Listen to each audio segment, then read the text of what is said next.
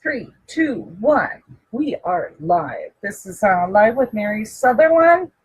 I think I'm going to title this one The Teacher Teaches. Now, keep in mind that I've been having some internet problems. So if I go off, wait and see if I pick back up again. If not, what I'll just do is start over as a part two. All right, right now I've got it as part one. So I want to welcome you all to the show. Hi, Shelly. Eliza, hi, how are you? Boy, you guys were the first two people that got in. So welcome, welcome. Hi, Blake, how are you today? Boy, you guys must have missed me, huh? We've had, yeah, yesterday, hi, Jack. Jack, that was some very interesting stuff that you sent me. That was really fun, actually. The amazing author, Mary Sutherland. Yeah, I about flipped on that one. Thank you so much for sending me that website. Judy, hi, Judy, how you doing? I'm sorry about hearing about your dad. A lot of times that happens, though, when one spouse dies, the other one, the partner seems to follow shortly after. It just goes to show you couldn't keep your mom and your dad apart. So they're together and they're safe, and God bless them. And that's life. We all have to go through it at some point in time. So, and I don't think that there's anybody on this or any place that hasn't really gone through losing a loved one. It's hard. They say, though, that as far as death goes, that there's two deaths. One is the physical death that you see, but the second death is when people forget you. So as long as you keep their memories and keep talking about them and sharing them with your children and your grandchildren, and they share those stories too, then the second death doesn't come. So anyhow, and that's what I do with my parents. Is they're both long gone. Mom died when I was 18. Yeah, 18. Just turned it. Well, yeah. No, I don't even think I quite turned 18. Call from female service. And so anyhow, then Dad died, I don't know, years later. I can remember their birthdays, but even to this day, I can't remember their deaths. So, it's just something, because to me, they're not dead. They're alive. And I talk to them, and I tell my kids stories of them and my grandkids. So, so they don't go through that second death. But sooner or later, it happens. But then they go on, and they're reborn again, and they're usually born back into your family. Like there was certain things that my son did when he was first born, because my kids were born after my mom and dad had died. But there were certain sounds that my dad made that only my dad made. And when Tommy was born, he had my dad. He had my dad's eyes. He had my dad's hands, his height, big bones.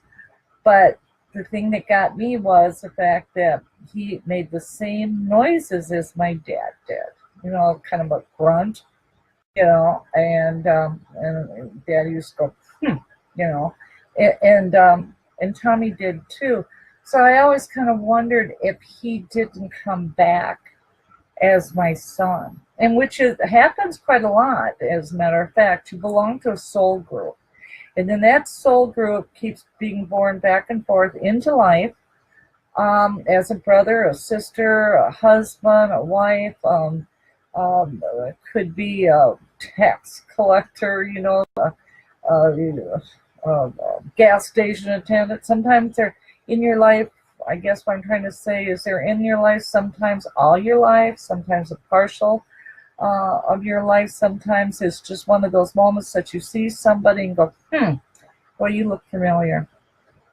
And the guy or a woman will say, oh, well, that's just That's just my face. A lot of people tell me that. But the thing is, see, your soul recognizes that soul that had reincarnated into that body. They also, not only does the body as a human be born into the body, but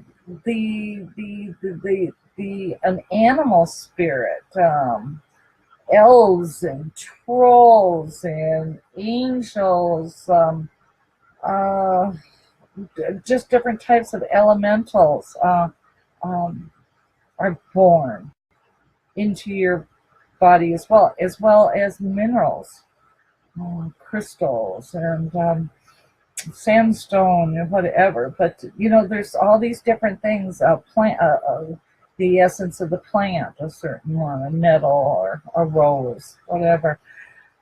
So I mean, you got all these different layers, that are within you that you don't even recognize. Now, like with Trump, you'll see Trump. He's very forward, push everybody away from him, and blah, blah, blah, blah, blah, blah, blah, blah, blah. Why? I mean, he has the gorilla. He came back as the gorilla. Not only human, but with the gorilla qualities. Because watch a gorilla sometime out in the wild. The male gorilla. They're very dominant. And it's all about them, the survivalist.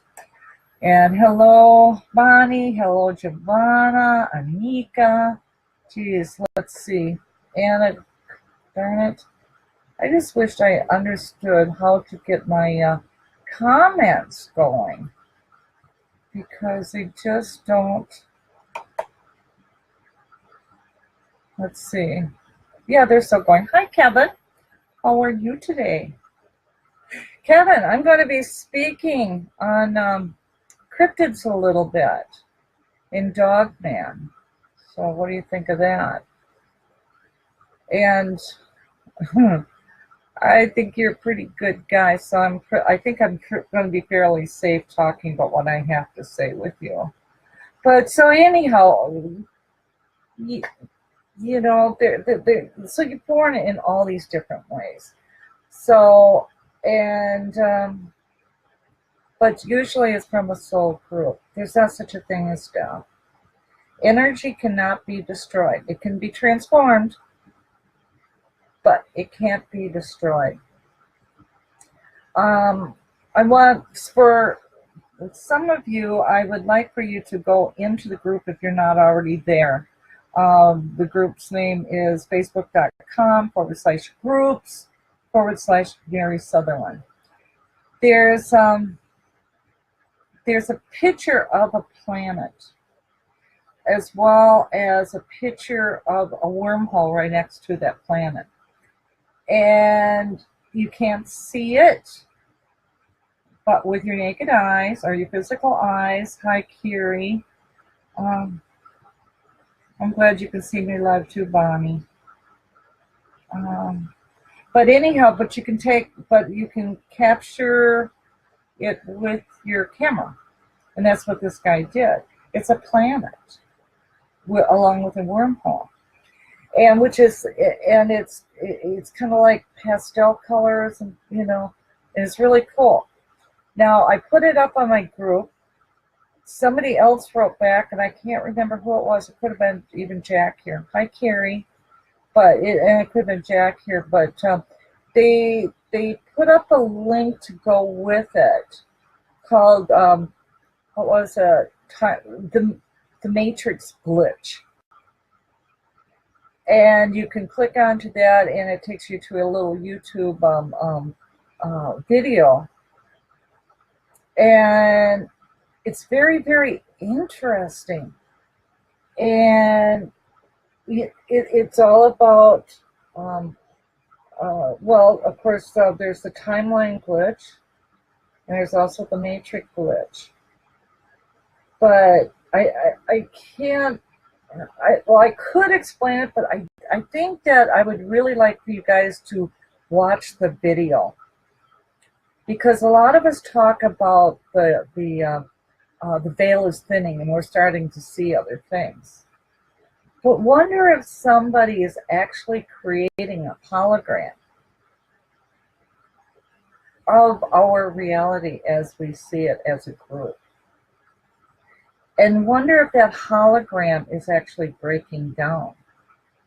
And there's certain people out there that is using camcorders pointed to the sky and catching these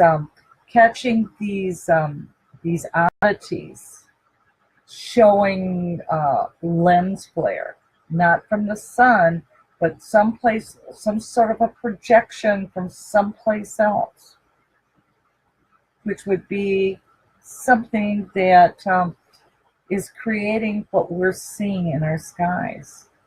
So do we really have blue skies? Do we really have white clouds? Is there really a Mars? Is there really a moon? You know. Now I know that there's two suns. I photographed that. I've been photographing two suns for several years now. And even the ancient people and the ancient Vedic texts and all that talk about the second sun. I think, I'm not sure if it's China or Japan that has the second sun on it's the dark sun, and on their flag. I think Hitler had the emblem on it on the Nazi flag. I'm not quite sure, but anyhow, that's so anyhow. This is something that just came in, so I think that I want to start studying time shifts and glitches of the matrix. I think that would be very, very interesting. Because, okay, let's just do this. What if? Wonder if, right? Wonder if, this goes with prophecy, okay? That if somebody, an ancient technological race, which could have been the Lemurians or the Atlanteans, could have been space visitors, I don't know, okay?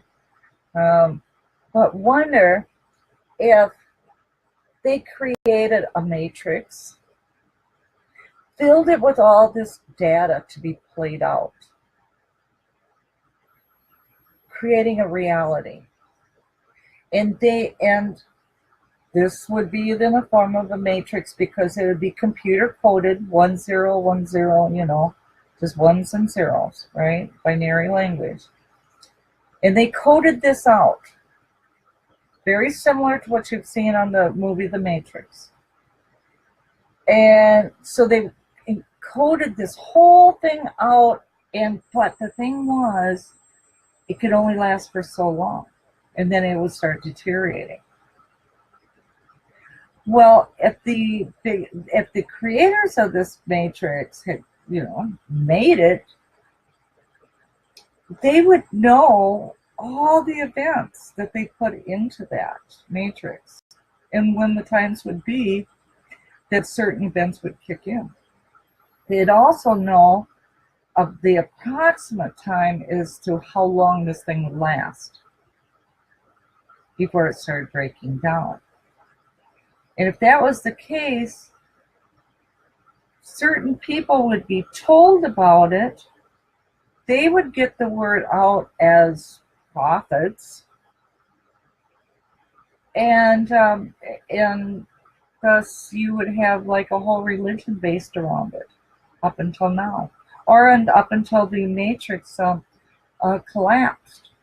And this video that was sent to me actually shows not only this flare, the sun flare, which shows these the fabric of the matrix, but it goes into how the matrix was created and how Jet Lab Propulsion, JPL, is actually duplicating that today, creating these projections in the sky, like holograms. It's very, very interesting. So, if I was some of you, you may be interested in that. I know I am. I'm one of these people that I study. I mean, that's all I do. Well, I clean too. I, I say hi. I give hugs to Brad and stuff. But I mean, basically, my passion is studying. I cannot stand not knowing the end of the story, right?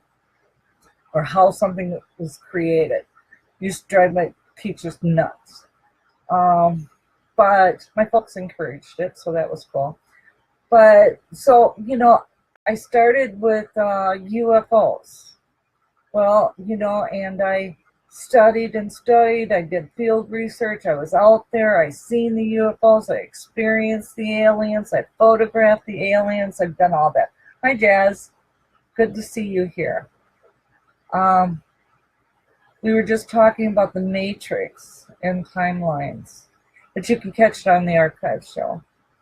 So, but so I studied all these researchers, and I am not one that wants to hear one side of a story. I want to hear all the stories, find the common denominators, get out there, experience it for myself, think about it, how does everything apply, and come up with my own conclusion.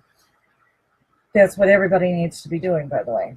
Now, but then I found the Vedic texts. In the Vedic texts, it tells you exactly what these UFOs are. They used to call them Vimanas, Vimanas, Vimanas. And that's where your Arabian Nights flying carpets come from. Um, but anyhow, it tells you everything you need to know about these UFOs, where they came from, how they were built, how to fly them, what type of a fuel they use, what they're capable of doing, and how through them a great war was created between the Lemurians and the Atlanteans, and the great powers of the world at that point in time, which caused it almost destroyed the earth. Okay, and so there's lessons to be learned, because to avoid mistakes in the future or present, you learn from the mistakes made in the past.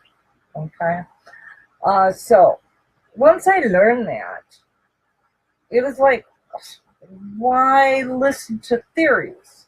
I've already got what I need from people that actually saw these things, built these things, flew these things, right? Because people always just say to me, well, what's the idea behind UFOs? Why are they here? And I would just say to them, I don't know.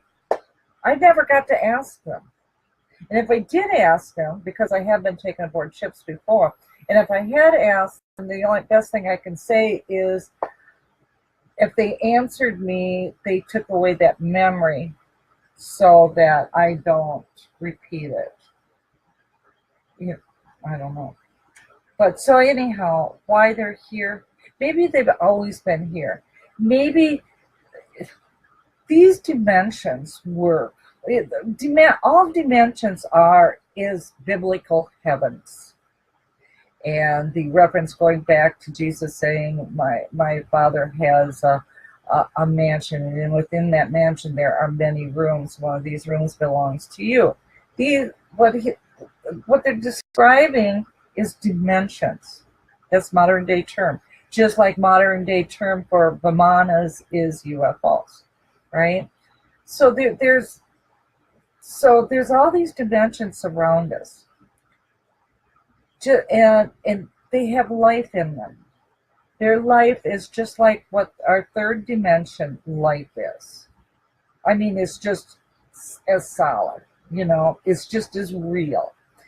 The thing is, and it's right in this, and we're sharing that space with them.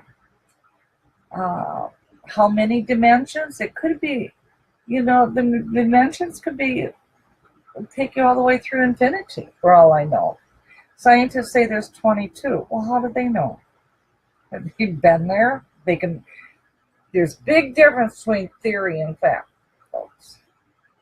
But most people read 22 and they say, well, because scientists say, here's 22, well, it's got to be 22. No, I think it goes to infinity myself, swirls around and comes back into itself and then starts swirling around again. I think that's how it works. Hi, Anita. Hi, David. Hi, Edith. I'm glad you joined. Hi, Gail. Hi, Martin. Now, remember, if I'm having internet problems, so if I go down by any chance, just stick it out for a little bit. You don't see me coming back. Then what I've done is I'm shutting it down and I'm going to start over as part 2. So don't give up on me because I got a lot of things to talk to you guys about today. I wanted to talk to you yesterday about it, but my Wi-Fi, they promised would be up in an hour, didn't come up for like 24, 32 hours. Hi, Alan. So anyhow, so basically and I was aboard the UFOs. I've talked to people that have been taken, abducted, and contacted. So, what are you to learn? So then I got off that and discovered the woods and got into dimensions, the invisible world, into trying to understand how these dimensions work and how these entities are able to go in and out of these portals. And portals just is a little bit fancier name for doorways. And I found that I had the ability to actually use a camera and be able to photograph these invisible entities. And also be able to photograph our etheric body leaving our physical body, going through the doorways into these other dimensions. But I also had the ability that while these physical people were now in these other dimensions, I found out I had the ability to be able to photograph them in these other dimensions just as easily as I could photograph them in the third dimension. It's kind of like Kirlian photography, but oh my God, 1,000 times better. So anyhow, I could, and so anyhow, so because of it, I was able to study what is going on with these dimensions, who's living in these dimensions, how do these dimensions exist, how do they fit into our world. Where I realized that what it was frequency. It's just like a radio show, a whole bunch of radio shows on a radio. All sharing the same space, all running at the same time, but at a different frequency. And as long as those frequencies were different, then, everything was fine or is fine. And that's how it's been set up. Now, and that's one of the, and I love this, the mind of the universe. That's how come bad people can't get into heaven, too. Like I said, all heaven is a higher dimension based on a higher frequency, and it has to be a frequency of love. You cannot trick the universe because it's all frequency. So if a person crosses over and they come to an angel or whatever and they think they're going to be able to walk through that door because, oh my God, they've lived a good life, they've had a good job, they've taken care of their kids and got them through college, and I never kicked my dog, and my neighbor, me and him got along pretty good, so yeah, I deserve to go to heaven. Well, it's like, oh, that's what you say, but your frequency is saying something different. Your frequency is saying that you were a very, very angry person, and that you hated your neighbor, and you hated half the people, that you were around, and you were grumpy, and you kicked the dog, and you didn't show any love or compassion, for children and animals, et cetera, et cetera. So we're going to put you in a dimension that matches your frequency. It's not hell, but it's going to match your frequency. And so you see, the government, they just can't just create something and think that they can get into heaven. That was tried during the time of the Tower of Babel. Remember when they tried to build technology where they could actually get into heaven, and they were stopped. But of course, that was kind of embellished, so I probably shouldn't even use that as an example. Hi, Krista. Hi, Bob. How are you guys doing? Oh, there's some really fun things going on. Speaking about the Matrix and that, let me pull it up. Have you guys ever heard of the Lion's Gate? It's an amazing thing. And we are right in it right now. We've got the eclipse coming. Of course, we also got, followed by that, we also got Mercury in retrograde. But you know how the Cherokee, well, it's called the Lion's Gate. The Cherokee called it time untime. So I've known about it for so long time because I actually wrote about it in my book, The Red-Haired Giants. I call it the rattlesnake prophecy, of the Cherokee. But today's the 25th, so I'll give you, if you go to my group, okay, you'll see the link there in my group to this, because it's a regular Lionsgate diary, and it's running from the 23rd of July to the 21st of August. So I think that everybody should go there and check out the date for, like today. Okay, for today, the time, and this is so cool. And this is why you really need to be paying attention to the signs right now. I mean, television news, how the animals are reacting. Are you feeling any shifts? You need to learn how your body's reacting to everything right now, so that you can start learning how to read your body, because your body tells you everything that's going on around you. As a matter of fact, just prior to this is what reminded me of this, is my body went through a shift, and it's still doing it somewhat. So anyhow, the 25th of July, the day out of time. Well, what would that be, a day out of time? You know how you take a watch and you wind that watch too tight? And so once you wind it too tight, it doesn't give time. You have to stop, give it a rest, and wait for it to kind of unwind itself, and then time starts again. Or think of it like this, a pendulum. The pendulum goes like that, and to one extreme to the other extreme, and then it stops. And as soon as it stops, that's your time untime. Because at this point in time, it's not going to go up any higher. It's hit its max. Then it comes back like this. Whoops, I like this better. And it comes back like this. So it goes like this, time, untime, and then comes back like this.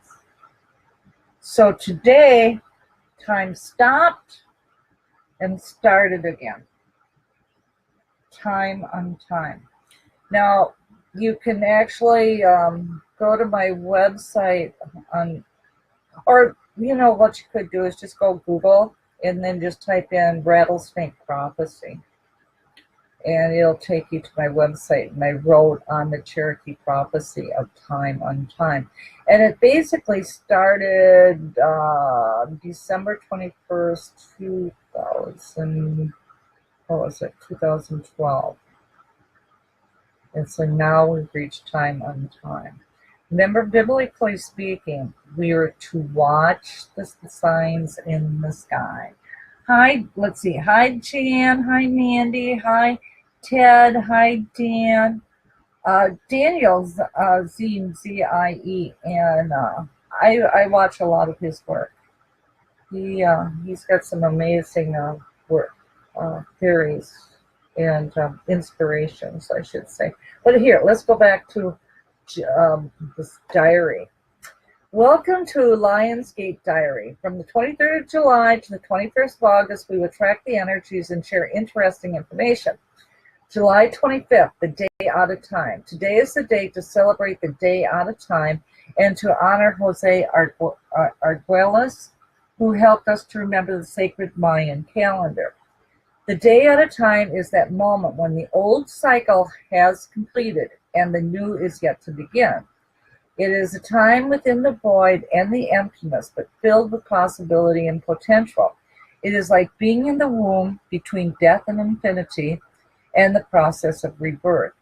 It is a magical and joyous time in which to celebrate the ongoing spirals of life and creation. It is also a good time to consider what might be left behind and released as you move forward into the new cycle of time. Remember that in the fourth dimension, time is experienced as a fluid quantum wave, and this is a moment when you prepare yourself to catch the incoming wave that lifts you through the Lion's Gate and into a higher level of conscious experience. Now is the time to prepare to surf the quantum light wave from the galactic center that will create another cycle of experience for us in 2017 and 18. Now that that link is on my site, so you'll be in my group. So you can go to my group, click onto it, find that diary, and start watching it. Because, hi Barb, how you doing? Because it's very, very important. Because things are happening now. We've talked about the matrix split, the matrix glitch. Talked about time itself. And now you've heard about the Lion's Gate. See this, and like I said, always watch the signs in the sky. Everything is connected. Those planets, how are signs. Like I'm a Cancer, so when I look up my sign, what do people born under my sign do? We're teachers. We're mothers. We're direct. So when you're looking for jobs, you want to find jobs that are going to satisfy those tools that you've been given, because those are your birth tools for this life cycle that you're in. So if Cancers are writers, we're creative. So what do? I write. That makes me happy. So all you people that's out there looking for jobs, but you just don't know what kind of job you really want, go back and learn about yourself through your birth sign. Find out what makes you happy.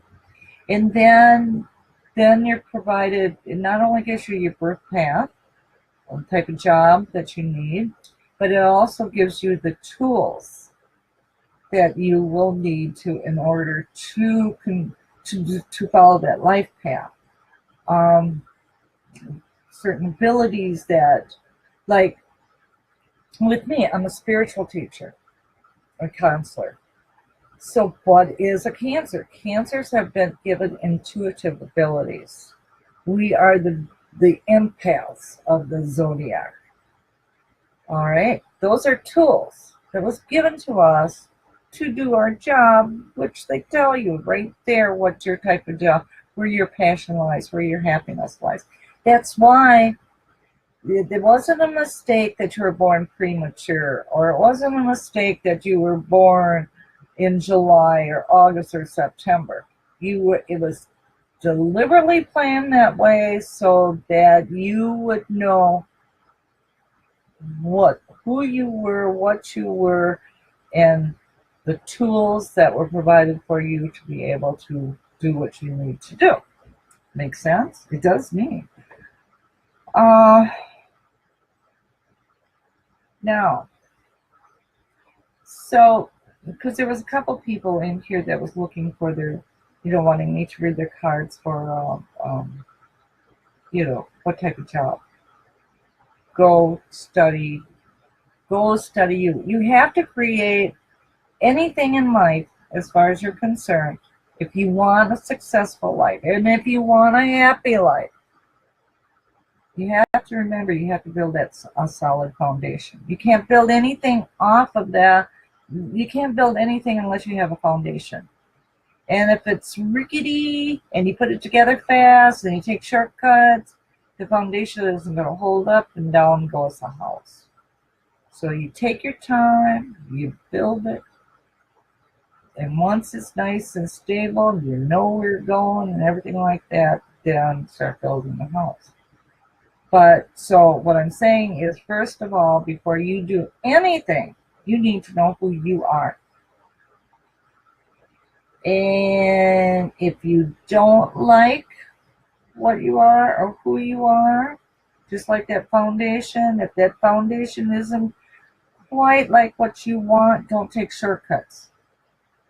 Tear that part down, get rid of it, replace it with something that's going to serve you.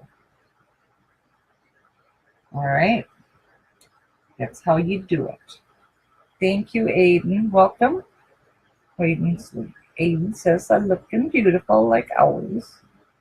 He's my, no, it's not interesting. It's just a fact. Let's go with Aiden. You don't have to, Aiden's just a sweetheart, okay? And he makes me feel good. And that's how it's supposed to be. Whether Aiden knows me or not, which he doesn't really, but he always has something nice to say. Whether he means it or not doesn't make much difference. Every time he tells me I look beautiful, I feel beautiful. Doesn't make any difference what my age is, or if I'm a blonde, or, a brunette, got my makeup on or makeup off. When somebody tells me I look beautiful, it makes me feel good. And when I'm feeling good, then it's kind of like playing dominoes. When I'm feeling good, then I pass that on to somebody else to put a smile on their face. And then as it goes, everybody is happy. So there shouldn't be any, what would I say? There shouldn't be any conditions put to saying something nice about a person, like what Aiden does by saying I'm beautiful. It's a wonderful thing. It's like we all should say that to everybody when we see them. Say, hey, I don't care, what they look like. They may be beautiful inside. Doesn't make you a liar, but it sure does help raise that vibration for you. So when you do cross over, you might be able to sneak right on through that heaven's gate, huh? And because when you raise somebody's vibration, yours is automatically lifted as well. All right. So you pet the dog. Whether you like the cat or not, you just know it's a pretty cat. I have to talk to my son. Next time I catch him, I keep forgetting to do it though. But like my son Tommy, he says, I went up to him and I says, Remy, that's my granddaughter. I says, she just loves Max. And Max is my little dog. And Tommy says, yeah, I know, she loves all dogs. And I says, no, there's Max and her are special. And he says, yeah, but if you've seen her around any other dogs, you would see she does the same thing. She just loves dogs. So so someday I'm going to catch that boy and I'm going to put him up in the corner and I'm going to sit him down, regardless of how old he is. I'm going to sit him down and explain to him that if he would say, because he took that specialness from me, you know, all he would have had to do is be like Aiden and say, yeah, I noticed. Yes, Remy does love Max, right? That would have made it special, a one-on-one. Instead of saying, well, yeah, Remy, she loves all dogs. Took that specialness away from me. So, was it wrong how he said, why was it wrong of him to say it? No, not really. Because he was telling the truth. She loves all dogs. But there's always a way to say something to another person to make them feel special. And we need to focus more on that. You know, yeah, everybody looks good in green. No, you really look nice in green. Somebody makes pot roast. You could say, well, that was a great pot roast. A lot of people, a lot of people like pot roast. Okay. Or do you say, you know what? That is the best pot roast I have tasted in a long time. Which works? Why would it hurt for people to just learn how to reword their sentences? Right? And Aiden, when he comes on, he's always a reminder to me that that's what we're all living for, is for people to say something nice to us and make us feel special. That's what kind of separates Aiden from a lot of other people that I know. It's not about him. It's about somebody else, making somebody else feel good about themselves. All animals respond to it. Birds, everything in life, plants even respond to kind words. Special words. Words make you feel special. So it's a good thing, and thank you, Aiden. Now, I here, I just wanted to pull this up. Let's see. It's on. There's millions of children born every year that have attention disorder deficit, right? I'm sure every one of us knows somebody that suffers from this. I had it down here, the people that's been reported, the numbers, but I guess it really doesn't make any difference how many is reported. But I mean, it's like tens of millions, 100 million, whatever. It's a big number. Attention disorder. So what do? Take them to the doctor. Did you know you can take a person to 3 psychiatrists and each give them an hour and get a diagnosis? All 3 psychiatrists are each going to give you a different answer to what is wrong with you. Because all psychology is an opinion of that psychiatrist. And they're opinions that have been accepted by society and pushed by pharmaceuticals.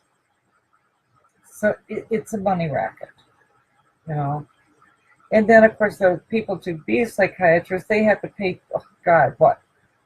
How $100,000 before they finally get out of school. They're already in debt to the school to get uh, uh, to get a degree that is based basically on common sense and being showing empathy. So it's just like down here in Wisconsin, you have to have a degree. Arizona, I don't know, maybe it's changed since I've been there because it's been a long time since I lived in Arizona. But I know that when I left Arizona, you didn't have to have a degree to be a counselor. All you had to do is put shingle up on over your door. It was totally legal. I mean, I asked about one time, and they says, "Well, this is a right to work state." So it's like, well, that's cool. Um, so you can do counseling down there, and you can do acupuncture, um, you know, Reiki, all these things, and you don't have to have a license in order to do it, or a degree, I should say. You have to have a license, but you don't have to have a degree. I don't even know about the license. I'm not sure. I'm gonna have to check into that. But so again, attention disorder deficit. What is that? That I know that there's a lot of people that they think the parents are giving the kids drugs recommended by the teacher because the teacher's been watching the kid and the kid can't sit still, you know. So or the child is kind of looking off into space. Okay, so the teacher says, well, your kid has got attention disorder deficit. So we recommend that you see this counselor, psychiatrist, whatever. So parent takes, and then they say, well, we have drugs for that. So the next thing you know, you got a kid that's all drugged up. And, but the teacher says kid's doing better in school. Okay. So anyhow, it continues. And so the next thing you know, the child doesn't know any other life except to be on these pills. And you don't know, the parent doesn't know what type of personality the child's even had while it was growing up. Because the child's all drugged up. Always has been since kindergarten. So you've missed out on the opportunity to see what really excites your child or what really bores your child. There's so many teachers out there right now that they're going by the agenda of the school, of what to teach, how to teach it, what it be even true, right? And so you got a kid that's very smart. Now this would work great for you, Jan and Eli. Jan has a child that's he's a genius. All right. And anyhow, they wanted to. I mean, this kid could take. I mean, seriously, folks. This kid is almost like college level. Okay, smart. Doesn't take much to take everything in and already know the answer before basically there's even a question put to it. But so they didn't know where to place him, right? So they said that he had attention disorder. Why? Because he was smarter than the teacher and way, way, way past the level, that they were working on in kindergarten. So they wanted to put him into special education. The school did. Special education. Because they didn't know where else to put it. So Jan, being a smart mother, she says, forget it. I'll homeschool him. And she did. And it was it's a success story, because see, I think that this is what's going on right now is these children I don't think have AD or attention disorder problem. I think that they're the crystal children. I think they're the rainbow children that have been being born onto this earth. They're smarter. They comprehend things faster. Um, they don't need to learn the old way of doing things because they're already so advanced that they've already figured out the best way to do something. So they get bored. I mean, when they're teaching the kids how to count to 10, these kids are multiplying in their head. They already know this stuff. Teacher says, "Well, how did you know it?" "I don't know. I just knew it." Why give you details? She would understand it anyhow. So, so, so what? So you have all these kids showing a bubbly personality, uh, a mind that wants to learn, but they want to learn, not just go to school and put their time in and learn ABCs. They want to learn. They want to understand what science is all about. They want to know about math. I mean, real math, because they got that type of a brain. And there's more and more of these kids being born into this world. And eventually these children will replace us. And that's when you're going to see a time when there is no war. Because there's children being born in this world right now that doesn't understand anger and hate. They're just full of love and of an inquisitive nature. And so what happens is we are drugging them. Seriously? This is the answer the school has, and the pharmaceuticals, and the in psychologists have, is to drug them. I mean, what opportunities are we missing out with our children and our grandchildren, or the next door neighbor's children? What we could be learning from these kids at this point in time is totally unreal. It's like how we're learning from animals. Remember, we used to think that we'd say bird brain, okay? Was God. We were taught that intelligence was based on the size of the brain. Now the animals are teaching us. I go to this one site a lot, a friend's site that he has a pet bird. And that bird is so smart, and that bird is just figuring all these things out. And I'm watching how a bird takes care of another animal, or a fox lays with the chicken, or takes care of a chicken. How certain animals, that are supposed to be predators are laying with the prey. They're teaching us that regardless of the size of the brain, it's how you use that brain. And just because it's a little tiny brain like a chicken, that chicken survives. That chicken has pain. That chicken fears death.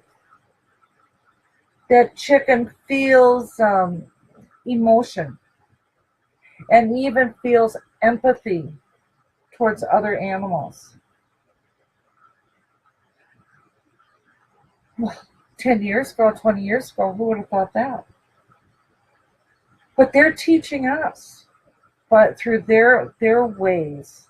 And through us, we've got the cameras now, and we're videoing all these crazy things that what we think is crazy things that these animals are doing. But now we are realizing that this is part of the process. The only time the predator really kills is to eat. That's it. Otherwise, if they're not hungry, the lion will lay with the lamb. They befriend them, they mother them, they save their lives. And trees talk to themselves, and And, there's so much going on that we're just learning now because we're now finally becoming consciously aware. See, that pendulum that we talked about, time on time, the Lion's Gate. See, the pendulum has finally went to that point. Okay, so now it's going to come up and the cup is going to be filled with all the information that we don't need gets dumped out, replaced with good information. What do you think of that?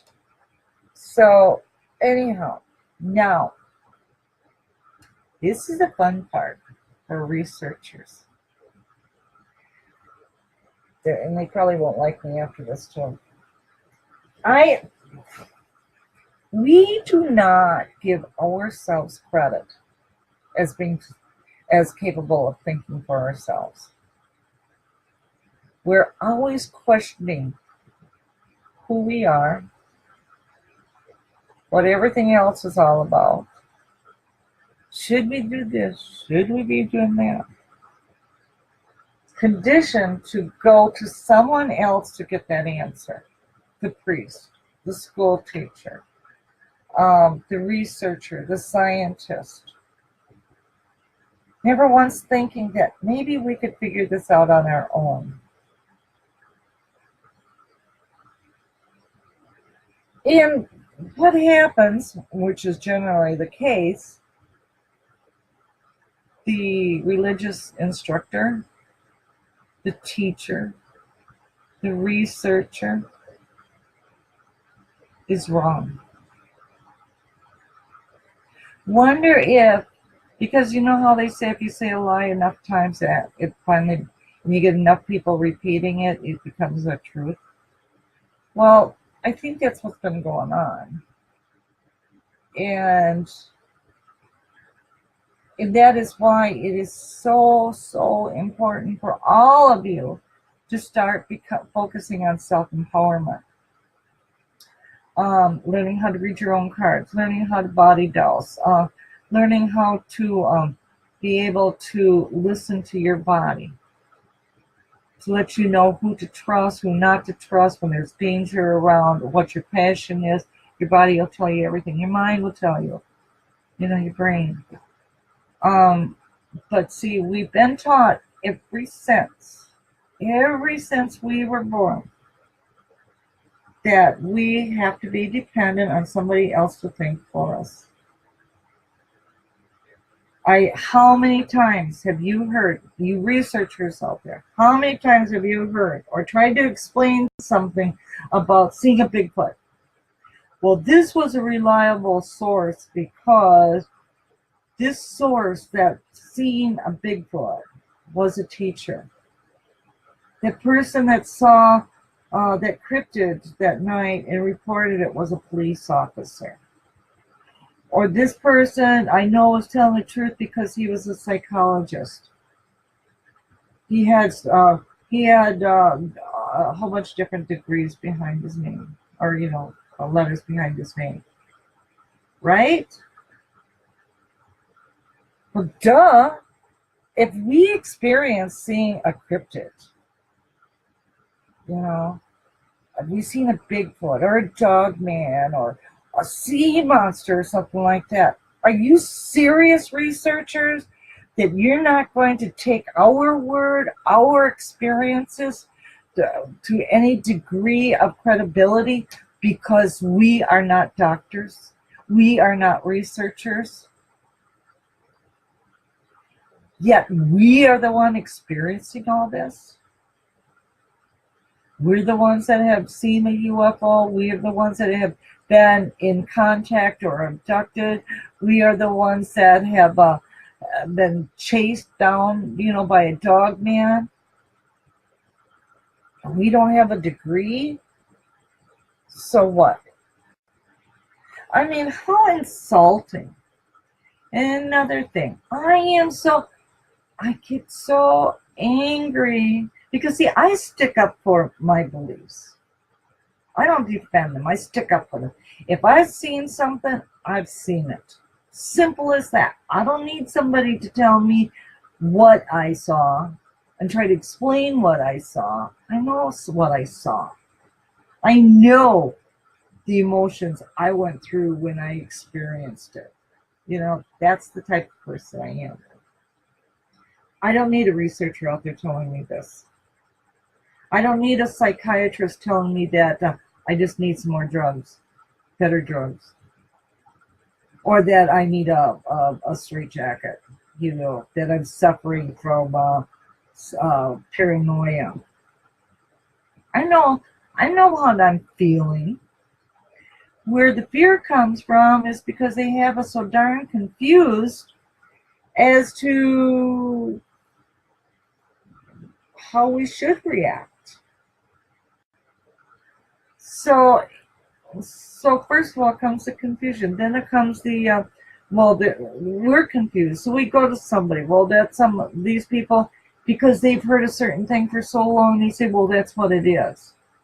And then they take our story and they either just trash it or put another name behind it. It's not right. And so there's a few good researchers out there, but they don't. Their explanation, their theory is their own. It's not the. It's not the. Oh, the the end of it. Let's say, you know. It's just their theory. Then, like with me, one theory, then I get a theory from somebody else, from somebody else, from somebody else. I go out there, I look, I research, I put it all together, use my common sense, and okay. And if I can satisfy my curiosity, that's good enough for me. And I share that information with you guys. And if you guys like to hear what I have to say, then fine. You're going to listen to me, or you'll be on my Facebook, or you'll buy one of my books. But if not, that's okay too. I would rather have you find out your own truth than fall subject to another person's lie. That's the quality of a Cancer too. Monsters Among Us, Linda Godfrey. I need to apologize to Linda because I was saying on the last show that with Dogman that there wasn't one researcher out there that thought of the possibility that Dogman was a dire wolf. And when the electricity went off the other day, or the cable went off the other day, I decided I was going to read a little bit of Linda's book because I'm in it. And even though I'm in it, I got the book months ago. And I still hadn't even read the chapter of what she's had to say about me. But thank you, Linda, for including me in your book. Everybody should get this book, Monsters Among Us, by Linda Godfrey, a Wisconsin researcher. But there's a few things I have a little bit of issue with, but nothing too bad. But the thing is, where I've been having problems with a lot of these researchers like that, I think his name's David Paulides, Missing 411 or whatever, and other different, and I love listening to Vic Kundra, Dogman Encounters, and I like Kevin's work that he does, and I like Keegan Reed's work. There's a few researchers that's out there that I think, they're doing good. But I think that, and then I think that it's good that they come up with theories and things like that. But it can't be the absolute truth. They can't claim it to be either. Because like with Linda, she actually referred that there's always that she refers to the Dogman, even though she was actually the one that gave it the name, because she was the one that came up with Grey Road Beast. But she refers to him as an upright Canaan type wolf, upright walking canine, or upright walking wolf, and possibly dire wolf.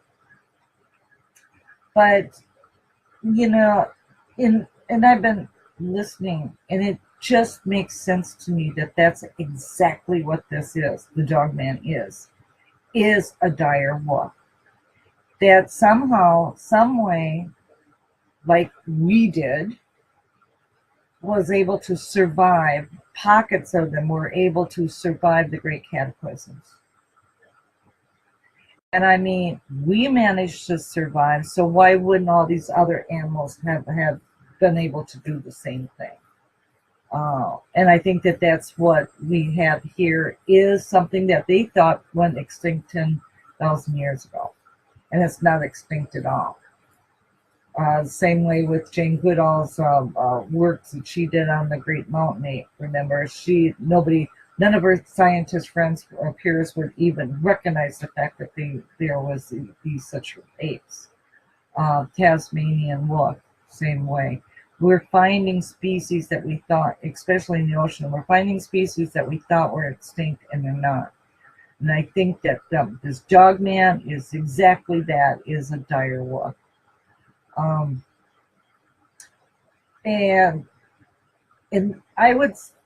they're a dire wolf, but when I've been studying on them, and I found that instead of having characteristics of a wolf, because a wolf will always try to stay away from you. You know, they're not human friendly at all. They don't trust humans. They stay as far away from them as possible. But a dog, for some reason, loves humans.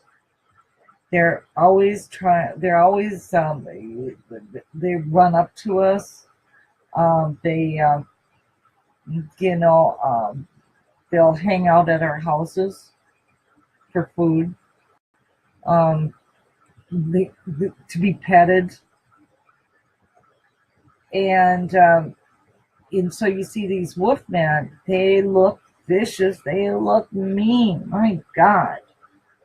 But don't judge a cover, or don't judge the book by the cover. They are vicious, and they are something to stay the heck away from. They're a wild animal, plain and simple. When you don't go hanging out with grizzly bears, and you don't go hanging out with dogmen, and which I think is a dire wolf, because they may be friendly 1 minute and then the next turn on you too. Dogs will do the same thing. Now, Linda, in her book Monsters Among Us, gave a whole chapter. You can see I marked them. A whole chapter based on the fact that what separates dogman from any other animal is the fact it chases after cars. And no other animal does that. Okay, come on, Linda. Love you. You know that. I love you very, very much. But how many people, you're from Wisconsin, you're from the farming communities, and you know one of the biggest problems farmers have is their dogs getting run over by a car, because that dog chases cars. And they attack cars. They bite the wheels of the tires. You know, they'll even jump. If you're going slow enough, they'll even jump up on the car. Farmers have lost many, many dogs from chasing cars. A wolf will not chase a car. But a person driving slow down a dirt road in a farming community will have dogs chase after their cars and bite the wheels. And that is exactly what we are hearing on dog encounters, and even in Linda's book, Monsters Among Us, is people saying that this savage animal attacked them when they were in their car. And they were demons. They were monsters. And they were so afraid, and they were afraid to look them in the eyes because they were going to take their very souls. And they were running right along next to the car. And then they would look into their windows as they were running next to the car. That's a dog. That's a dog characteristic. They're looking at their it. They're if, same way with if a person runs from a dog. What's a dog do? The dog chases after them. How many accounts do we know of that dogman or witnesses to dogman have said that they run and this animal chases after them? And then when they get to a certain point, the animal stops and they make it to their car, they make it to their house. Dog chasing. It's a chase game. So the dogman is probably a better word than, a wolf, because it does have the same characteristics as a dog. And if they're hungry, they will hang. And if and you got food out there, they're going to hang around. They're going to kill. They'll kill your chickens or whatever because they're still a predator. They're still a wild animal. They're hungry. They don't have a grocery store to go to. They kill. But they don't kill to kill like humans do. They kill to eat and to feed their families. And so we should take this into consideration. But there's these shows that are on right now. One is what's that called? Outlaws, Bigfoot Outlaw. I used to watch those guys all the time. It was my favorite show. And then all of a sudden they started making little comments about maybe shooting a Bigfoot. And, it was just kind of like a little thing that they were kind of saying, without really saying it. But anybody that understood what they were talking about would know that that's what they said then, that they were taking guns off. And so then as the show started to progress, the more aggressive they've gotten. And to the point where, and this isn't just them, it's there's another show too out there. I can't think of what the show is. But they're encouraging people to take big guns into these woods. Never to go into the woods without a gun. When you take a gun and put fear into a person, put them out in the woods, somebody's going to get hurt. And chances are it's not a dog man. And that book, Missing 411. He's not saying, what they're doing is they're putting possibilities into your head to scare you, to sell books, to get ratings for their shows. Because if you're not afraid, maybe this dog now will turn out to be like a German Shepherd. Well, who's interested in German Shepherds? But if you can make the monsters and then create all these scary events around them, then you're going to have ratings and you're going to start making some money. And there's a lot of people that's what they're doing, is they're exploiting these dogmen. Now, I personally would never, ever, ever go out in the woods in search of a dogman. No more than I would in search of a grizzly bear. But that does not mean that I think that dogman is a demon. There's a lot of crazy things that go along with all this, such as dimensions and being able to cloak yourself and things like that. Information that we no longer have. And being able to camouflage yourself. Now we know that there's fish and different octopus, different things like that can shape shift, change their colors, like the chameleon and that. We know that this stuff is possible because we have insects, animals, and fish that are already doing it.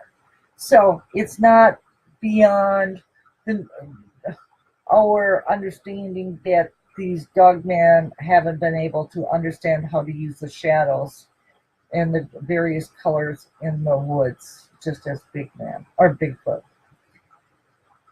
But where the danger lies is not in Bigfoot and it's not in the dogman. The danger lies in all the disinformation being put out there and our acceptance of this information turning and for us allowing ourselves to become so full of fear that we allow paranoia to set in and we become part of a mob mentality where we next thing we know we're out in these woods looking for dogmen and Bigfoot to kill. It's crazy. And it's not, and when you're into a mob mentality with guns to kill something, you become the monster, not the dogman, not the Bigfoot. All they're trying to do is live and survive and raise their families. But you have to remember, regardless, they are the Bigfoot, I believe, is human. But those dogmen, they are a wild animal like a grizzly bear. If they're hungry, they're going to be looking for food. If you're out there by yourself, you could end up as their food. It has nothing to do with evil. That's just how wild animals survive. Unless you want to give them a credit card and tell them the grocery store is down the road. But yeah, it's people aren't thinking for themselves. And this is why my shows, I'm trying so hard with my shows is to educate you. I have no idea what you guys are talking about because my stupid comment section just refuses to work. But you need to be educated. You can't be so damn gullible. Just because somebody yells louder or speaks louder than you and speaks with authority, you are not their a subordinate. You are equal to them. If you've had experience, you've had your experience. You have a right.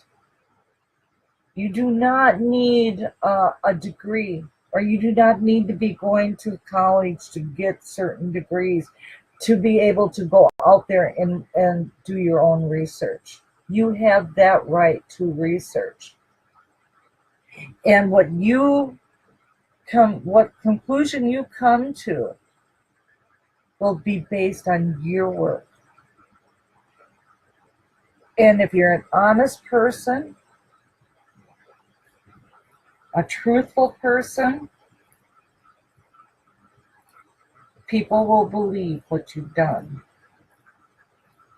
I am in a very, very crazy field of dimensions and the invisible world and UFOs and all that stuff. I'm sure that when I first started, people would say I was loony as a tune or I was on drugs. But I didn't care because my work was more important than what Joe Blow down the street thought of me or what this professor at the college thought. I didn't care.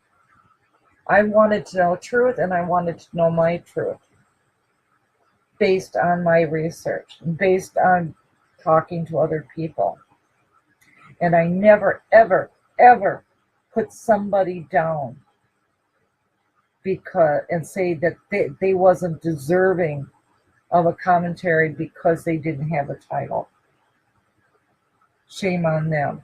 And shame on researchers that's going along with that darn title woo-hoo or woo-woo. I mean, come on, these people are making fun of you, and then you turn around and use that word to make fun of yourself and to get everybody else in the research field making fun of themselves? Come on. Woo-woo? Come on. How about this person? I value their opinion because they're hard workers. They've seen something out of the ordinary, and they've been out there trying to figure out what it is. Got to give them credit for it. I don't believe in what it is because I didn't see it. But they did. And I give them credit for having the guts to go out there and look at it and check it out for themselves and share their stories.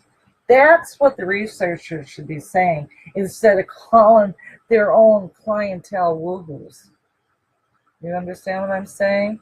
When mothers are raising our babies, we never tell our kids that they're going to jail or they're bad and, and they're crazy and stuff like that, because we know that whatever you tell your children, they're going to grow up and be affected by it. I always brought my children up to know, man, you guys are the smartest kids, and oh my God, you're so handsome, you're so beautiful. Oh my God, I am so lucky I have you. That's how I brought my kids up. We should be treated, the researchers should be treated, bringing us up and educating us the same way. And checking into dire wolves, because I'm sure that's what they are, or a branch thereof. So let's see, what else was I supposed to talk about? How about, because I can't read the comments, okay? So how about, what I'll just do is do a show tomorrow. Or no, I can't. Brad's got to go to the VA, and I wanted to go to, that's in Union Grove, and I wanted to go and check out the woods because I have a feeling that it's not just the gate or the bridge that might have been washed away, but I'm kind of worried that that whole thing, all those woods might be underwater. And I have a bridal party tour to do Monday, and I need to know if I can even get up in those woods to do it. And I have to postpone it. So anyhow, so I can't do it tomorrow, but what is today? Tuesday, Wednesday. Maybe I'll do a show Thursday. Oh, don't forget, Jeff Mudgett's show is on tonight. I think it starts at 9 o'clock Central Time on the History Channel. And it's they're doing a documentary on what if America's worst serial killer, H.H. Holmes, is Jack the Ripper. There's 6 segments to it. This will be the 3rd. And if you missed the 1st and 2nd, you can go to historychannel.com, and they have the 1st show and 2nd show up, so you'll be able to watch it. Okay, and it's great talking to all you guys. I love you all. I think you're beautiful, and I think you're handsome, and I think that you're just about the smartest people that God ever put on this earth. Okay? And I want you to start focusing on that. That you're pretty, that you're handsome, that you're smart, that you're deserving. Because you are deserving. I think what I need to do is do a show on entitlement, of why the rich is rich and the poor stay poor. Because it's all a matter of thinking. Are you entitled to be rich? Because most people feel that they are not entitled to it. And so they kind of back away from it and allow other people to take all the riches.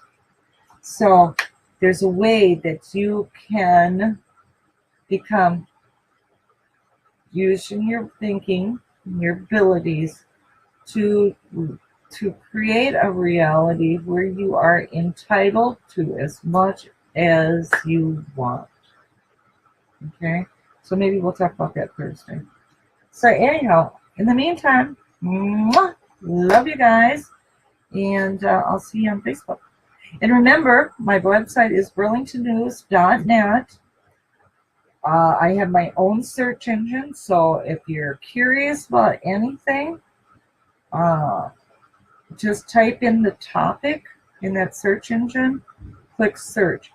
And it's not a Google search engine, it's my very own. So that means that that topic, anything I wrote on that will all appear. And then all the links on those pages, because I've got, it'd take you a year, maybe 2 years to get through all the stuff I've written about. So anyhow, so go to burlingtonnews.net.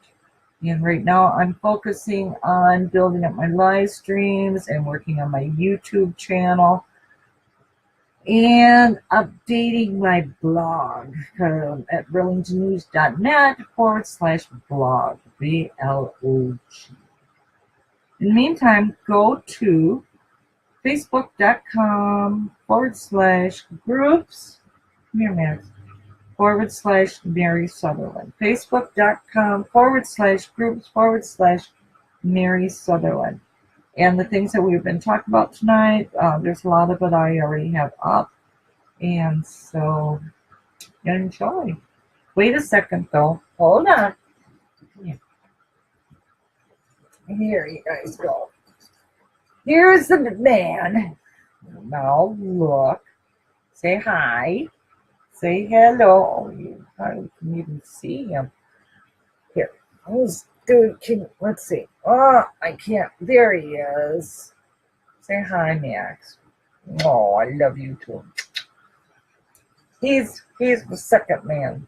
I got the big man, Bradster, and I got the little man, the Maxster. So, anyhow, love you guys. Until tomorrow, or until Thursday. Bye.